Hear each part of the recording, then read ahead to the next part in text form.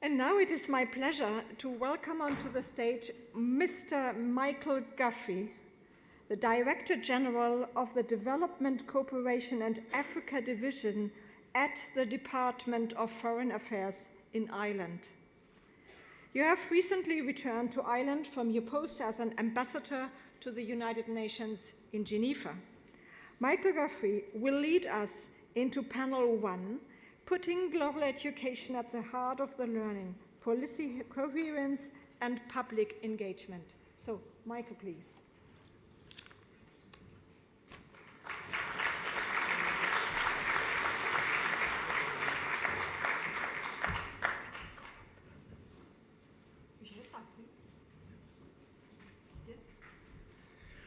Well, good morning, everybody. Great to see so many of you here on a sunny day in Dublin. This is an important panel on putting global education at the heart of learning, policy coherence, and public engagement. And we have some really good panelists. I'm going to call them up to the stage now, and they will join, and then I'll join them here. So we have Ms. Minna, Kelhä, Director General of the Finnish National Agency for Education. You're very welcome. We have Mr. Luca Maestripieri, Director of the Italian Agency for Development Cooperation. We have Professor Arjen Wals, Professor of Transformative Learning for Socio-Ecological Learning at the University of Wageningen. Very welcome. We have Mr. Peter Butchkov, the Acting Deputy Minister for Youth and Sport of Bulgaria. And we have Mr. John Concannon, who is the Director General for Global Ireland and Economic Division at the Department of Foreign Affairs of Ireland. So you are all extremely welcome. And okay.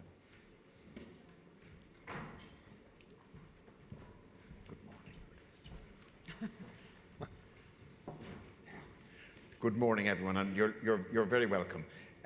Look, this panel is going to really kick off, I hope, a very sort of open discussion, and we want you to be involved in it as well. I have this tablet which will tell me the questions from the audience, so I'm sure you know exactly how to do that, and we will hope to have as many questions as possible. We have until about, it's 10:55, we have until 20 to 12 for this panel, and it's a huge subject, putting global education at the heart of learning and also engaging the public. We live in as we say all the time, a very interdependent world, and yet that was a word that for years we just used. And I felt actually after the agreement on the Sustainable Development Goals, which were integrated and recognizing the interdependence of the world and providing a global framework for sustainable development, I still felt that certainly most people in government didn't fully understand the meaning of interdependence. Interestingly, though, those who did understand it, partly because of their education, partly because of the technological revolution, were our young people, who instinctively are living in an interdependent world. So sometimes I think the problem isn't necessarily with the children we are teaching, it's we who are teaching them.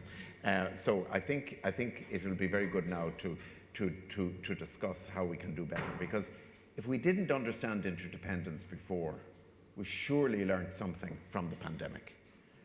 Now, many people say that we've learned nothing from the pandemic because we want to forget it. But I think the pandemic was an experience where people realized that they lived in a world of interdependence and where they realized what it meant to be a global citizen, not in a good way, but in the difficult way. So I hope now that we can discuss the issue of global citizenship in a very positive way. So I'm going to open up by just kind of throwing a very general question at each of the panelists to introduce themselves.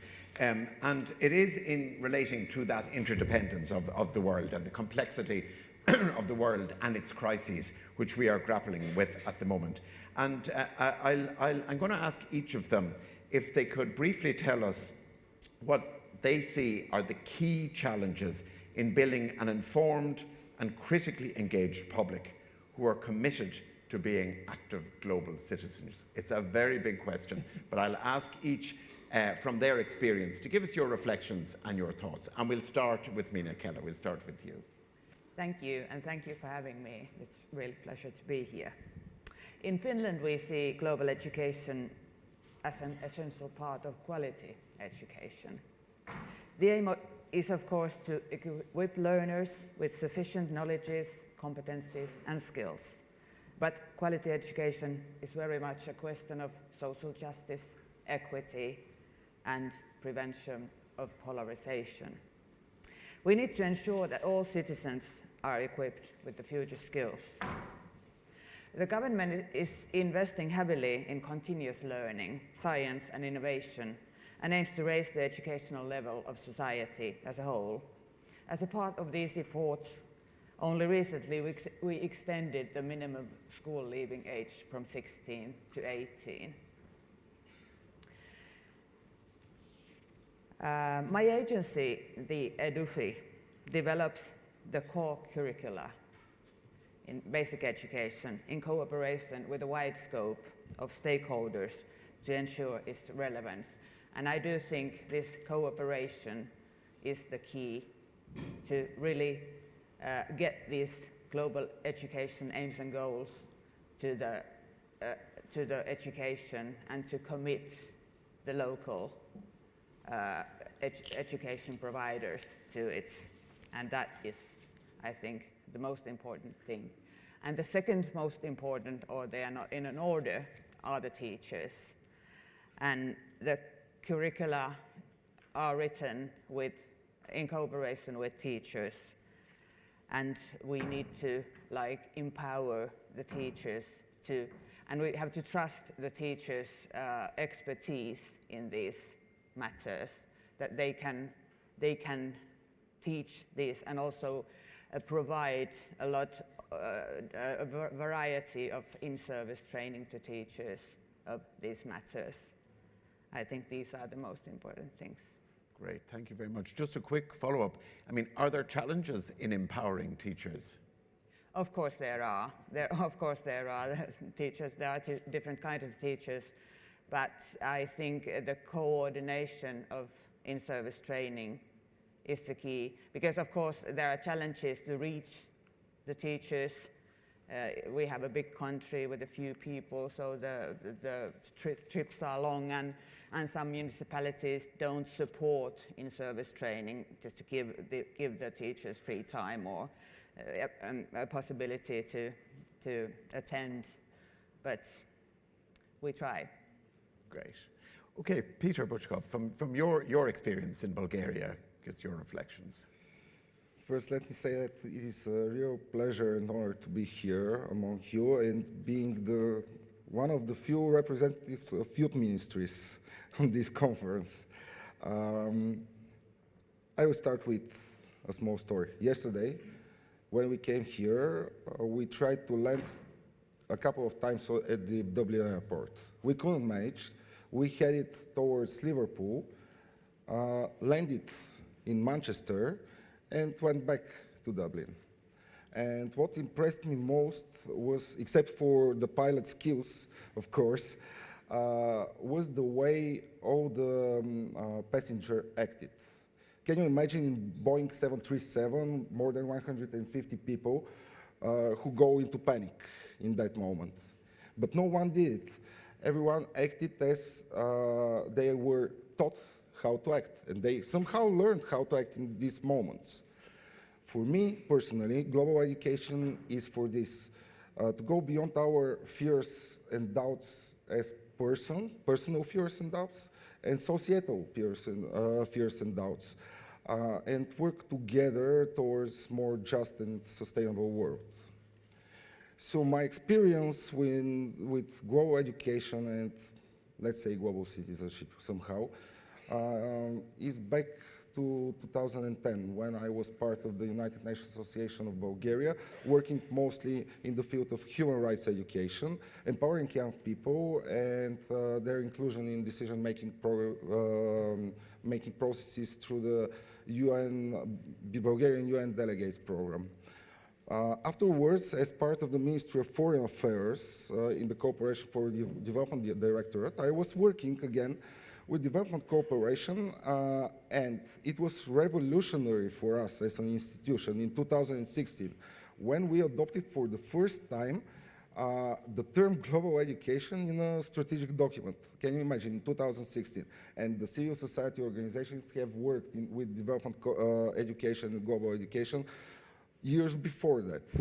I should say that as experts in the Ministry of Foreign Affairs, we learned from the civil society sector back then.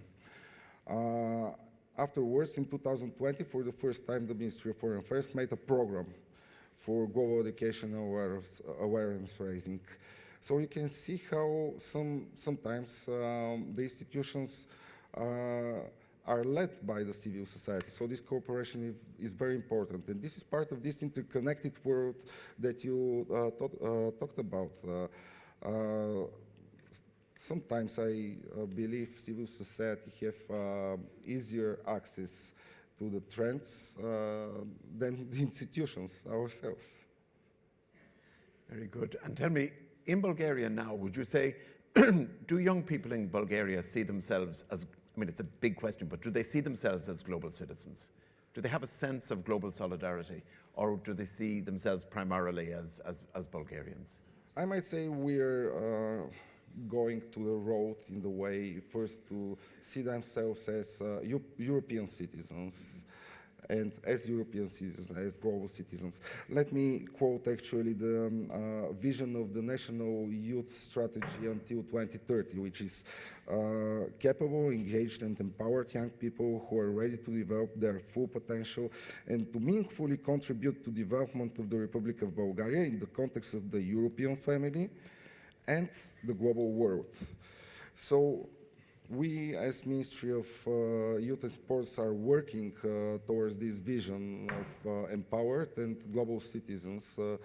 But let's say that, on the contrary, on the other side, there is a strong narrative, I might say far-right narrative, which is concerning.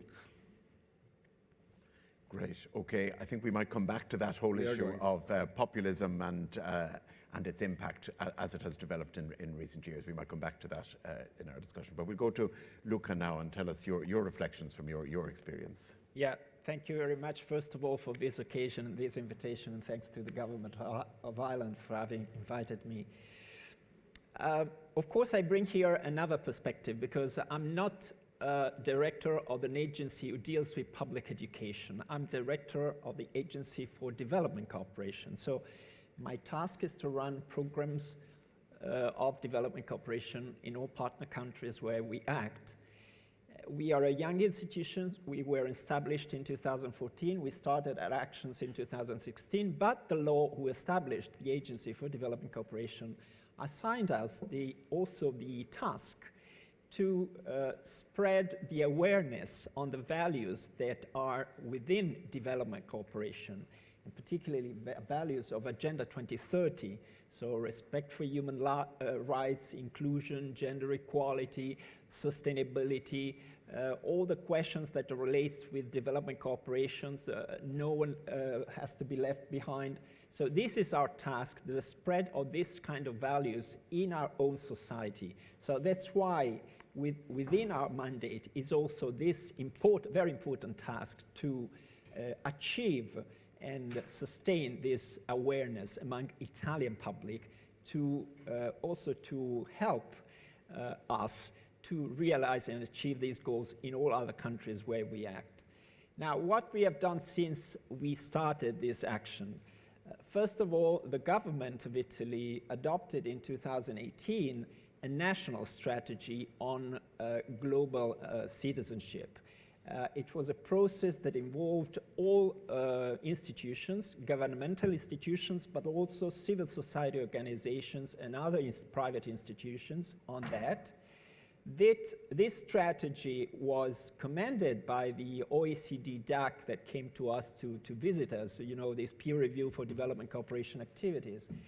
And they also wanted us to implement this strategy now, and that's why the agency convened all different actors for achieving a national plan which has to set specific objectives in their own kind of activities in order to raise the awareness on the values that we promote. This national plan process, the process to achieve this national plan was very inclusive, and it was very important for us to convene also other important institutions like the Minister for Ecological Transition on all the questions of sustainability, and the Minister of Education, which has the responsibility of specific programs in public schools. And we are trying to put these actors together in order to progress on the global education issue at the level of Italy in a process which sees the continuous confrontation between governmental institutions and also non-governmental institutions, and particularly also regional and local governments. Now, as far as the agency is concerned, since the start of our activities in 2016, we also funded some specific projects to raise awareness on the values of Agenda 2030. We started with a very little amount of money, 1 million euro, it was in 2016. We raised this money now in 2021 to 20 million euro. We normally have call for proposals where civil society organizations can participate to present their own projects, to start from civil society to raise this sort of awareness on the values we carry on.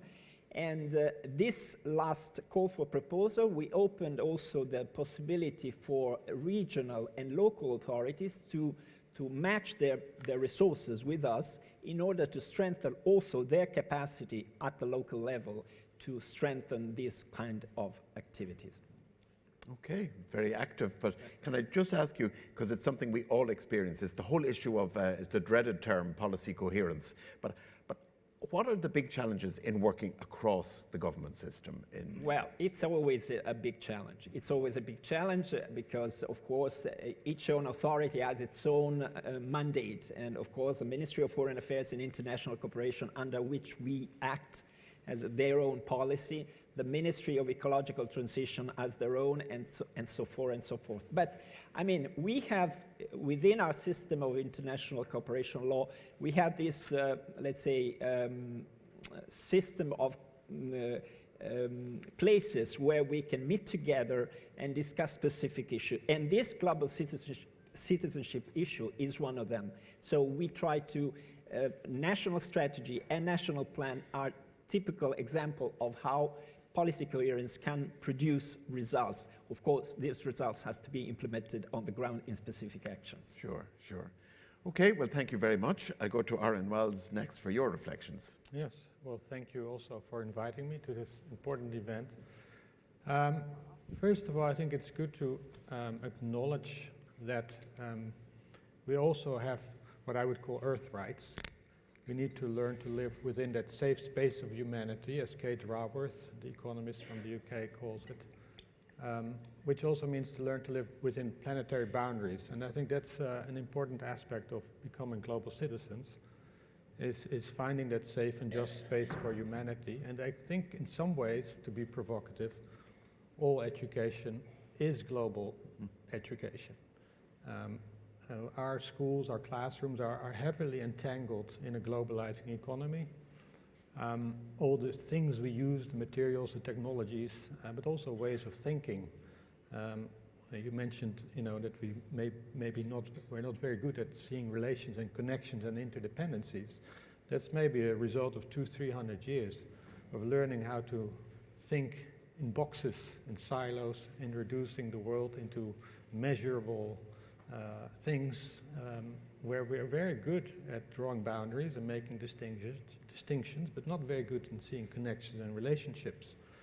And I think that we need to move from a kind of a rational way of teaching, learning, and education to a more relational way of teaching and learning. And this is, I think, a challenge for our schools, is to develop more cross-cutting themes, to connect more with the live world of the learner. the local community, the local issues, as they are nested in the wider global world. This is a challenge, and therefore the projects that I've been working with in the Netherlands, but also in Norway, also as a UNESCO chair across the globe, are focusing on these whole school approaches, where we look at more place-based curricula, linking schools and communities, looking at pedagogy and learning, place-based forms of teaching and learning, experiential forms of learning, also paying attention to values and ethics. I really appreciate Dr. Carnier's comments on that, because if we don't have the moral compass, then innovation and even creativity and collaboration and using diversity can also be used to accelerate unsustainability. Not all education is necessarily good for the world, and it doesn't mean that the more of it we get, the better it is. As David Orr once said, an emeritus professor from Oberlin College in Ohio, if you don't reflect on what education is strengthening in the world and what it is silencing, it might just as well lead to more effective vandals of the earth.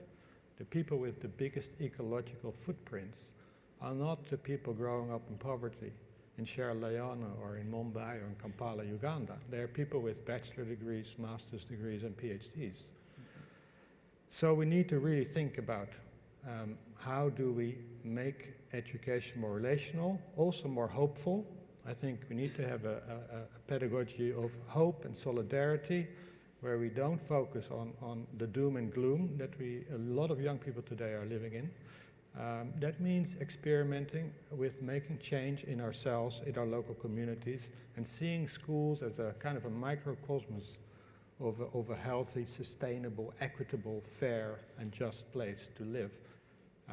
That is a challenge, but I see more and more niches around the world, really, where schools, universities, vocational schools, and indeed also early childhood and care centers are really looking for ways to connect more with place and with these kinds of qualities, also empathy, changing perspectives, it's been mentioned, learning to do that, it's critical. That's quite inspirational and hopeful, I would say, as well. But, you know, we all know, I think everyone in this room knows how difficult it is to develop new curricula in education and new approaches in education. And do you think that the way we are looking at education and trying to change curricula and do education and change it, is that keeping up in any way with the changes in the way our young people are experiencing the world? Because I think the technological revolution, and especially even in the last 10 years, means that there's been massive change in how young people experience the world around them. And education systems don't change that fast.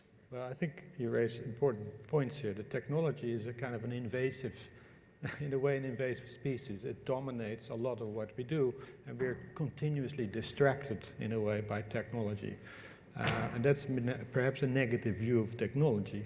But there's a lot of, there's a whole science called captology, eyeball attention, how to get us back to the screens. When we have this conversation, we're not making any NASDAQ company any money, but when we are on our phones or laptops, we are.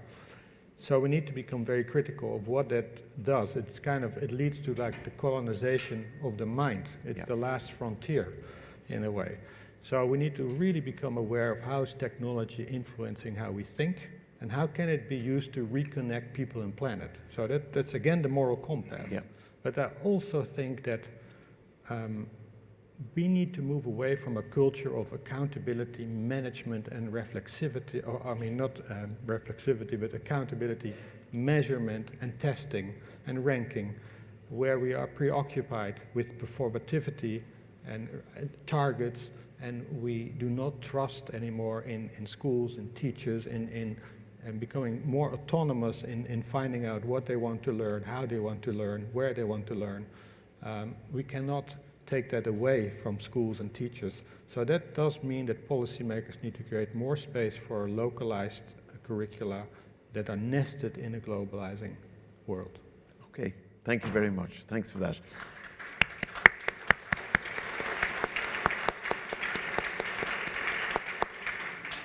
So, I think we all found that inspirational. Thank you. John, follow that. John, your work has been very much in terms of working very much in sort of building public engagement. Give us your reflections. Thanks, Michael. And it's, first of all, it's great to see so many people from around the world here, and we're delighted to see people in person, and it's very grateful people made the journey to be here in Ireland, and really great work, Michael, from yourself and Minister Prof and all the team to make it happen. So it's a really, really great day to see so many people here. In terms of the question around communication, and it talks around the complexity and the interconnectedness, I think the challenge is for us to lean into that, to how do we, to make great communication and to try and connect is very much around that. And I think there's three things that I'd like to just highlight in terms of what really, in my experience, has been important when you're looking at big, major engagements from the state with citizens and wider beyond is, firstly, is the context. Secondly is that interconnectivity, and thirdly is authenticity. And I'll use an example to just illustrate the point. Is Ireland is currently sitting on a temporary seat in the UN Security Council, and to take that seat we were in a campaign up against Canada and Norway, and we were successful in the campaign. So it was a very major endeavour for the country to go after that and successfully get it. So we had to design a campaign and put that together, and I suppose looking at that, the first challenge is Ireland has to come behind this. How do we mobilise support within government, in the country behind that? And that's really about context. The first thing is that I think appreciating that the Security Council is really, really important, and the UN is really important, but the context of everything else that was going on, and Brexit, and how do we find the narrative to make this relevant? And that context was within a broader programme called Global Ireland, which the government of Ireland published in 2018, which was about really an ambition to double Ireland's impact and influence in the world over a period of 2018 to 2025. And we'll do that through opening new embassies and doing a lot of good endeavours. And we situated the Security Council campaign in that policy ambition, which was, well, if we really want to double our influence in the world by taking a seat on the Security Council, then we will give life to this strategy. So that context setting was really important, and I think that's the first thing I'd say about communication is there's always a context, it's always competitive, and when you think of it just your own thing, you can get sort of myopic about how important it is. The second thing is that interconnectedness of it, is that the Security Council campaign is really, really important, but it was about how we connected that into the relevance of other policy, the relevance of our identity as people, the relevance of Ireland's story in the world, the relevance of our overall national narrative around the world, and that was key to building support for lots of people to come in behind the campaign. The third thing was and when you talk about that interconnectedness, I think that's a really important point from all the speakers have talked about. But the interconnectedness, when we talk about Ireland in the world, we talk about it in terms of our trade. We have to trade, of course, to bring revenue in. We build our partnerships with other countries and our wider contribution. So it's that acknowledging that interconnectedness, and the Security Council campaign was part of that. The third piece was about authenticity, and this is really important in terms of communication that matters, because people really have a huge radar for inauthenticity and kind of projecting untruths, particularly with the huge amount of media options people have to choose from to look at today. So for us, we had to really question what is our message. And for Ireland, for the Security Council, we said, look, really our message was about that we have our own story to tell. We are a post-colonial country. We've experienced famine. We've experienced mass migration. We've experienced economic hardship. We've experienced huge troubles and a peace process. So that gives us an empathy that we can bring to this Security Council. Also the fact that we were independence and how we go about particularly our development assistance programs. So that authentic narrative was able to inform everything we did, speeches, videos, all of our communications. And ultimately it was a big part of why we got the seat on the Security Council. But back to those 3 points is acknowledging the complexity, setting it in a context, and really focusing on authenticity. Well, can I throw you a curveball there at the end on authenticity? It's a bit of a philosophical question. How do you know when you're being authentic? How do you recognize authenticity in your work? It's a really good question, and I think it also comes back to what Professor Wills just said, is how do you measure measurement and the focusing on measuring. And ultimately for us on the Security Council it was a binary. We either got the votes or we didn't. When we did get the votes, we got 128 votes to put us there, and we're there now today. There's lots of different methodologies to test messaging, but I think I suppose the one that we have utilised a lot is that sense of collaborative working, which has come across from all the panelists, collaborative working across different departments and agencies, and just really testing is what we're saying true, and does it hold water, and with really testing and iterating, and so an agile approach to the messaging. And once we have that clear, rooted in authenticity, then being disciplined about it and just going after that. And great communications has three things: strategy, what are you going to say; structure, how are you going to say it; and discipline, just saying this and not all the other interesting things that everybody else wants to talk about. Great. Well, I wanted to, there was a word that was used a few times in our discussion, and that was empathy. And there is a real recognition, a growing recognition of the importance of empathy in our world, and it's something that actually wasn't thought of or looked at for a very long time. And I just wonder if some reflections from the panel in your work. You can't teach empathy, or can you teach empathy? In other words, in building global education and global citizenship, how do you ensure that we have empathetic global citizens? Will I start with you, Minna, and just see? Well, that's an easy question. I do think that we can teach empathy. I think I was talking about in-service training earlier, teachers in-service training, and there's a huge demand of like in-service training of emotional, like for education for emotional skills. And I think that is what we need to add. You were talking about curricula and how it changes slowly, but we need to add that to our curricula in basic education, and also the early childhood education and care. I think the earlier we start with these things, to work with the emotional skills, the better. Yeah, and Peter, you mentioned earlier, when we look at our young people, sometimes there's an automatic assumption that if they understand more about the world, that they'll be more committed to changing the world. But actually it doesn't necessarily follow like that. I mean, among young people in Bulgaria, is there a need to do something to build a greater sense of empathy? This is a very tough question for me, because I really don't know the answer of how can we teach empathy, as I believe that there are some national differences, and in Bulgarian language, and it comes from the language, linguistical point of view, there is no word for empathy. We do have compassion. We understand compassion, but it is different for us. Even to define empathy, we should use a lot of words. And this is something that our society needs, and our young people in Bulgaria need. What I can see is that through programs of the European Union, for example, Erasmus+, a lot of young people in connection, in some relation with other European youth, they start to build this empathy, which still is very unrecognized in the Bulgarian society, because just we don't have it as a word. So it is different for us. If you know the answer how we can teach empathy, just please tell me. We are going to put in our programs. Fantastic, yeah.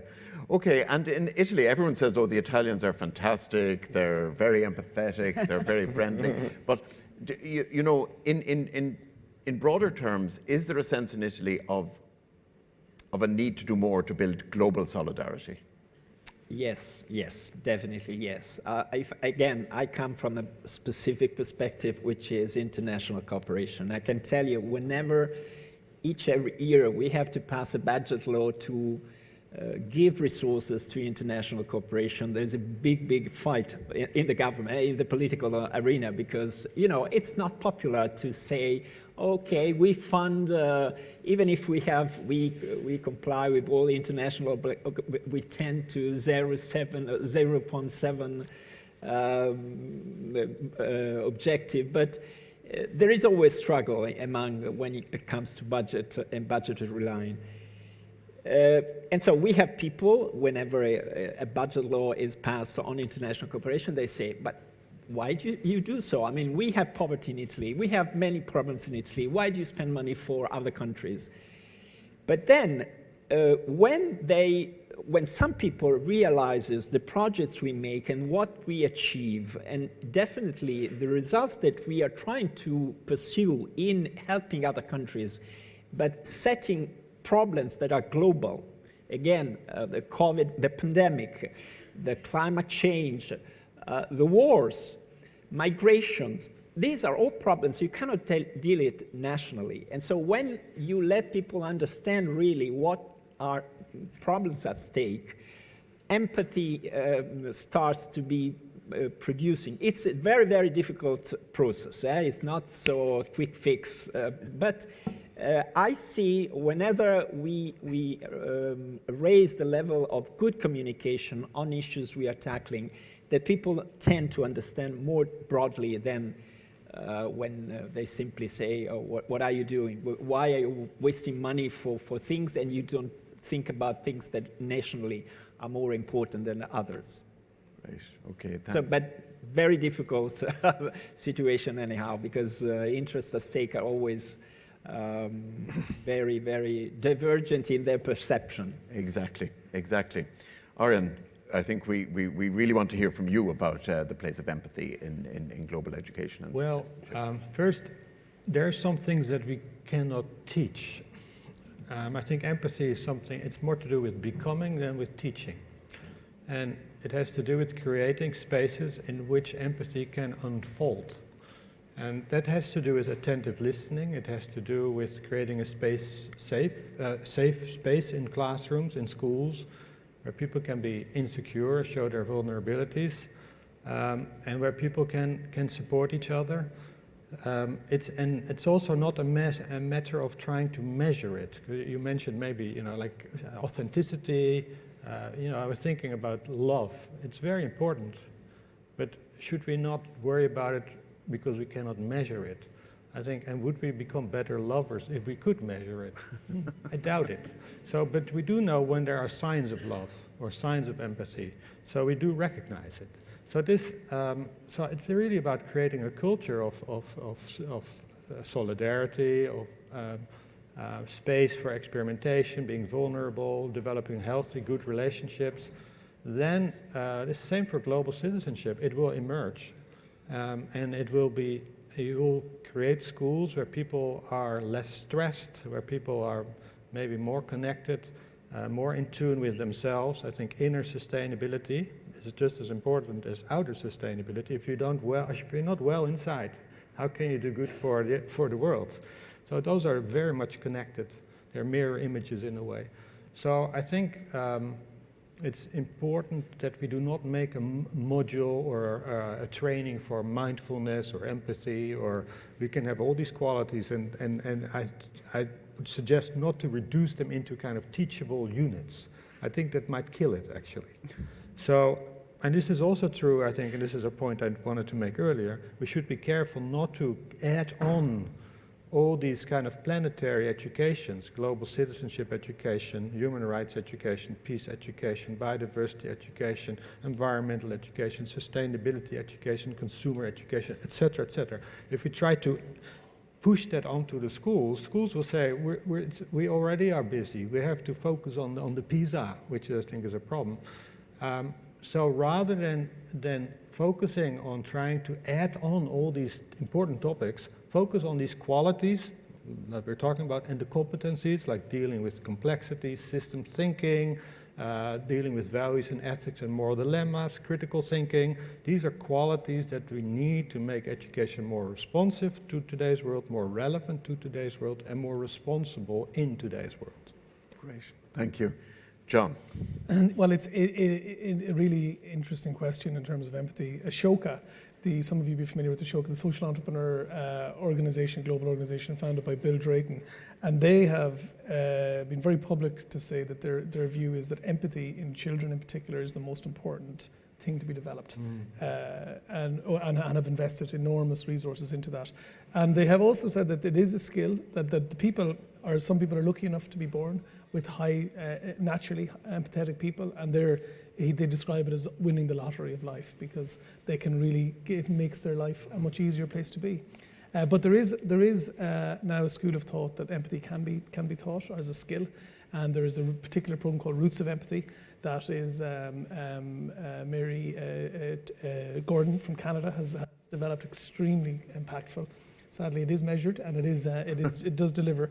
But I think in terms of when we talk about the school as a microcosm for the world, empathy, and I speak of also as a father of 3 daughters, to see them having the ability to walk in other people's shoes, to see other people's perspectives, particularly from where they live in Ireland here, which is so, the people can lose the run of themselves easily. We're very privileged to live in this country, and then other countries are much less privileged, but to have that ability to think like that is really, really, really important.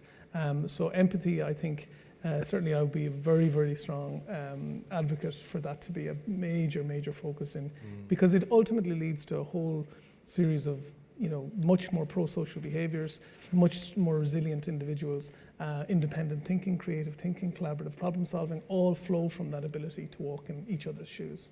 Great. We just have to find the word for it in Bulgarian. Okay, look, there's a few questions here, and to be perfectly honest, most of them have been answered by you, but there's a fantastic one that I'm going to, we have about just under 10 minutes left. So I'm going to finish by throwing this one at you, and I didn't ask it, but I think it's a really good question. And you might have to think a minute before you answer it. And so I won't start with you, Minna, because it's not fair to always start with the same person. So if we are successful in what we are working on here in global education and global citizenship, what will the world look like in 2050? Who will I start with? We'll start with Bulgaria, because you look happier. If we are successful, I'm talking on national point of view. Yeah. Because my impression is that global education usually is mostly pushed, or the organizations that focus on it are the big platforms, big organizations, some of the institutions already, but youth, again, talking from point of view of the youth ministry, youth are mostly customers of global education.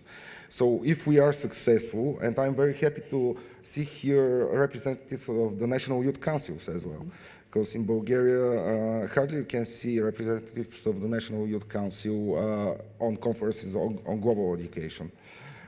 So if we are successful, in 2050, global education will be more in the focus of youth organization as well, in the focus of youth ministries also, as they're obliged to deal with leisure, spare time of the young people. And of course, we are going to live in more sustainable, just world where young people will be really empowered. Great. Luca, you can speak nationally or globally? I don't know. I would say that if we are successful in global education, we will have more people working on the big challenges that we have ahead of us. I mean, talking about poverty, talking about climate change, talking about respect for human rights. I mean, these are really huge issues, and it's not just a question of empathy, it's a question of resources, it's a question of many other issues. But if people are aware, people of the world, that we live in the same boat, and I think that it could be easier for the people who have the possibilities to fix not all the problems, because there are many, but some of them, and to have a better mankind ahead of us. Great. Minna? Thank you. Dr. Gaffey was talking earlier about education as an investment. And if we have succeeded in 2050, all the governments see education as an investment, because now we have so many in Finland and also in the other countries of Europe. I think we have so many competing funding demands, like we have the war, we have the energy crisis, we have the environmental crisis and so forth. But we have to see the education as an investment in every country. The other thought I'm going to steal is that all education is global education. We are not going anywhere if we just see global education as somehow added on top of other education. We have to have it embedded in all education, I think. I think those two are important. Okay, thank you. John. Yes, sorry. I think the, if you look at the SDGs, which is a huge framing, of course, for today and for a lot of our work, the 17 of the SDGs. And I think if you look at number 17, it's partnership for goals. So it's each of the previous 16 is sector specific, albeit very broad. But 17 is about, look, and I remember Antonio Guterres talking about this in 2019 at the General Assembly, that really we won't get the other 16 unless we work in partnership. So that idea of collaboration, collaborative working, is really, I suppose, at the core of how young people are really brought through the education system, how to think differently, creative problem solving, collaborative working. I think that's something that we should really, and this is a great example of it today, the conference. But I think, as Isaac Newton said, we need to build much less walls and much more bridges. And unfortunately, there's far too many people in the world today building walls, building silos, defining themselves as others and other people as them and invaders and different than that. And the future is about us coming together, collaborating, finding the shared space, working together, supporting each other. And I think the next generation, as it comes through as a product of this global education program, if that is the mindset, I think the future will be very bright. Right. And Arjen. Yeah, well, first, 2050, 28 years. Yep.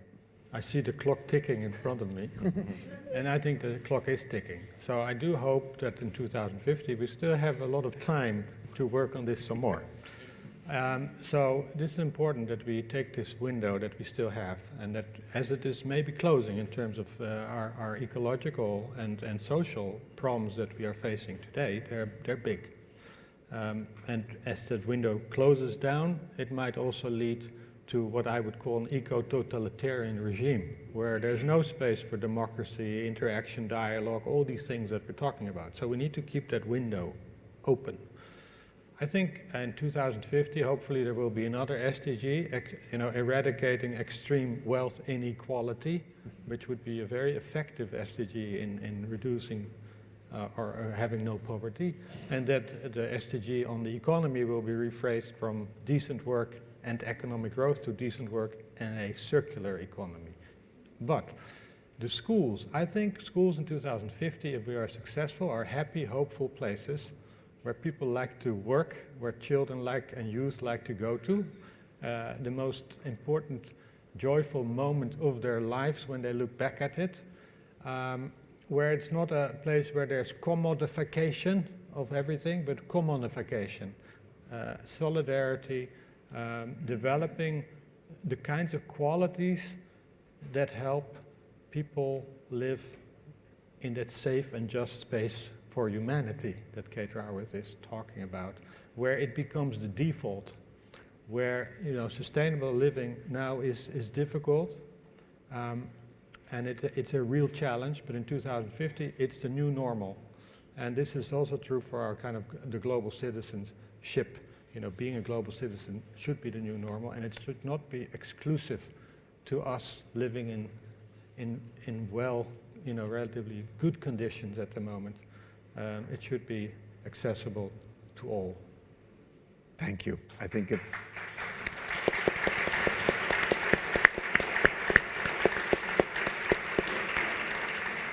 I think it is really good to conclude this panel on a happy, hopeful note, but while recognizing, of course, that we live at a moment of great challenge and crisis, but all the more reason to be looking with hope to, and realistic hope to the year 2050. Could I thank each one of our fantastic panelists today? I think you have kicked this off brilliantly, and as I say, you've given us a lot to think about and a lot to hope for. So could I just ask for a round of applause for these fantastic panelists?